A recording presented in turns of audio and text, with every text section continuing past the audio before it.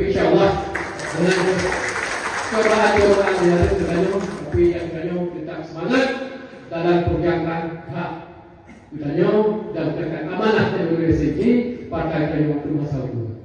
Mungkin jangan tidak bersama Nurul Manjung lepas bila Tokyo Daya. Assalamualaikum warahmatullahi wabarakatuh.